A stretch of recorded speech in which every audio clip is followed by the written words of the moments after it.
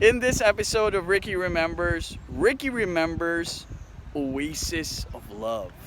Ricky remembers Oasis of Love. Do you guys remember Oasis of Love? I think back in the 80s, it was this born again Christian charismatic group that came up, and it got attention because celebrities or Filipino celebrities were members of it, like Christopher De Leon, Tirso Cruz the Third, Sandy Andolong, of course, who's the wife of Christopher De Leon.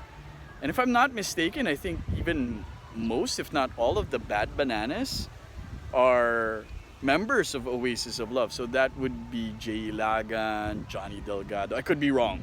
Please, if you know who the celebrity members of Oasis of Love are, please inform me or mention it in the comments below. But I do remember Oasis of Love as one of the first or one of the more famous born again Christian charismatic groups in the Philippines in the 80s. And then in 1994, a movie actually came out about Rollie and Auring Suclad. I don't know if you remember this movie in 1994. The title was Gaano Kita Kamahal. Gaano Kita Kamahal was about the story of Rollie and Auring Suclad. More than the message of the movie, it's actually a pretty good, pretty well-made movie. It was set in the 70s in Baguio City, and I remember very well how the cinematography was really good and the production design and the art direction were really good.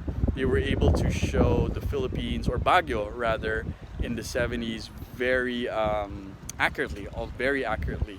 I was faithful to how Baguio looked like in the 70s. The costumes or the attire was pretty good. The cinematography was pretty good, and more than and then of course the story was very redemptive. It's a story about forgiveness and redemption. Do check it out. I encourage you to check it out. Gaano Kita Kamahal. I remember even it was produced by Tony Gloria of Unitel. So if you can find a DVD or a video of it online, I encourage you to watch it. Gaano Kita Kamahal, the Rollie and Auring Suclad story. Rollie Suclad is actually the founder of Oasis of Love. He founded Oasis of Love because of his story. So I encourage you to watch Gaano Kita Kamahal, starring Christopher De Leon, of course, and Lorna Tolentino and Tirso Cruz the Third.